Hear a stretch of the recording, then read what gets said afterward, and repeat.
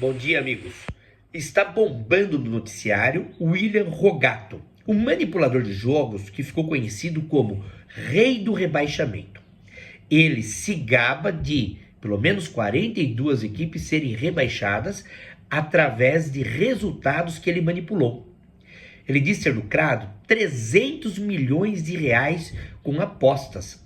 Ele está vivendo em Portugal e a CPI, que trabalha com as operações fim de jogo, jogada ensaiada, que estudam manipulação de resultados, apostas ilegais e tudo mais, ele acabou falando coisas muito fortes. Por exemplo, numa pergunta do Romário, senador, ele disse assim: eu não roubei ninguém, não matei ninguém. Eu trabalhei num sistema que tem falhas. Basicamente, eu enganava um presidente de um clube. Eu pagava para colocar os meus atletas em campo. Se aquele time vai perder, vai beneficiar minhas apostas. Alguns presidentes até sabiam disso e aceitavam. E o pior é que ele vai falando muitas coisas de como operava e tudo mais. No ano de 2020, nós transmitimos pela radiodifusora Paulista 2, Olímpia 3.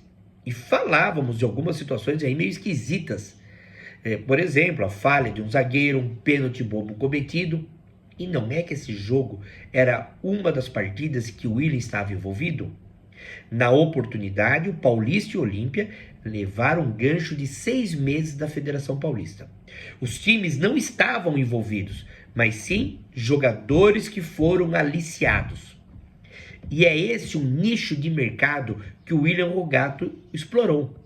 Jogadores de clubes que estão em divisões inferiores, que são pobres, que estão precisando de dinheiro e que, não estou falando que o jogador é desonesto, é bandido e tudo mais. Estou dizendo que pelas condições sociais que vive, estavam mais suscetíveis a receberem ofertas de suborno e provavelmente aceitarem.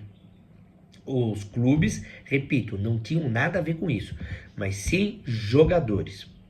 William Rogato era o responsável por aquela partida, por comprar o resultado.